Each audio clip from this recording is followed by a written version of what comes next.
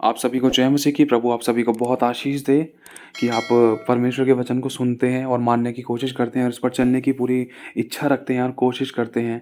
प्रभु का अनुग्रह आप पर बहुत आयत से हो। और इसी के साथ साथ हम ये आशा भी रखते हैं कि जो वचन जो रिकॉर्डिंग्स आप लोगों के लिए की जाती है, आप इसको सुनने की पूरी कोशिश करते हैं, क्योंकि इसमें आत्मिक उन्नति है आपकी और इसमें आप ही का फ़ायदा है और इसमें आप ही की आत्मा का विकास होगा, क्योंकि आपको नीति वचन के द्वारा बुद्धि, ज्ञान और समझ की बातें सीखने और सुनने के लिए मिलेंगी और उन पर आप चल भी पाओगे। प्रभु का आत्मा आपसे बात भी करेगा, आप चुनाव भी कर पाओगे।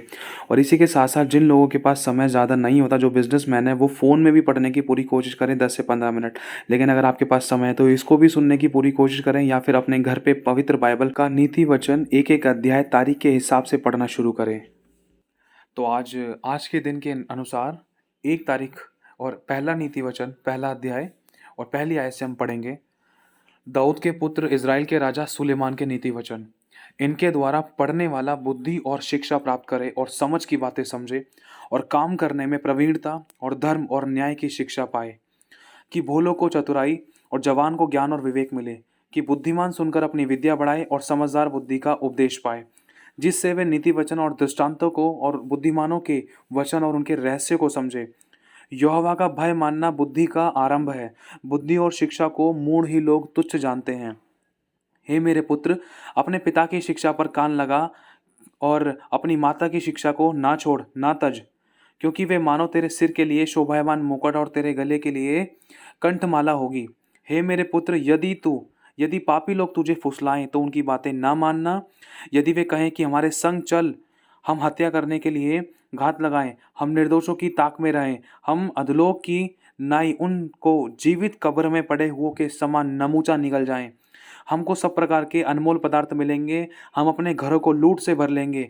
तो तू हमारा साझी हो जा, हम सबों का एक ही बटुआ होगा।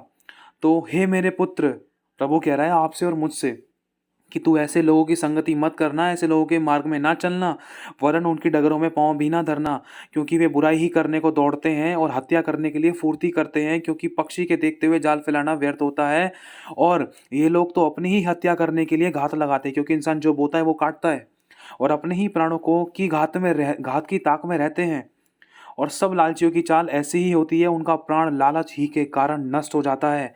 बुद्धि सड़क में ऊंचे स्वर से बोलती है और चौकों में प्रचार करती है। बुद्धि मतलब खुदा के लोग, खुदा का वचन जो लोगों में प्रचार किया जा रहा है, समझाया जा रहा है, चिल्ला चिल्ला कर बताया जा रहा है कि यीशु के नाम पर विश्वास करो, पश्चाताप करो, पवित्रताई का जीवन जियो, बुराई से बैर करो, सच्चाई खराई पवित्रताई का जीवन जियो, यीशु बहुत जल्द आने वाला है, उसको अधिकार है नरक और अधलोक में और स्वर्ग में डालने का, स्वर्ग में ले जाने का, अधलोक में डालने का, उसको अधिकार है, उससे डरो। लिखा है कि वह बाजारों की भीड़ में पुकारती है, वह फाटकों के बीच में नगर के भीतर भी यह बातें बोलती है। प्रभु के लोग बोलते हैं, प्रचार करते हैं।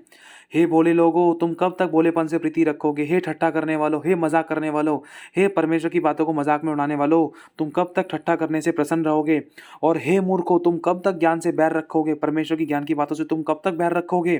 तुम मेरी डांट को सुनो और मन फिराओ, पापों से तौबा करो, पश्चाताप करो। सुनो, मैं अपना आत्मा तुम्हारे लिए उड़ेल दूंगा, मैं तुमको अपने वचन बताऊंगा।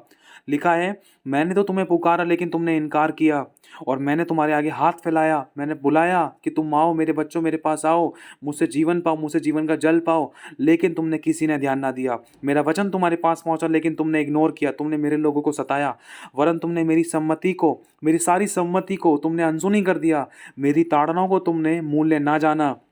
इसलिए अब मैं भी तुम्हारी विपत्ति के समय हंसूंगा, और जब तुम पर अचानक भय आ पड़ेगा, वरन आंधी के समान तुम पर अचानक भय आ पड़ेगा, विपत्ति बवंडर के समान अचानक आ पड़ेगी, और संकट और सकेती में तुम फंसोगे, तब मैं ठट्ठा करूंगा।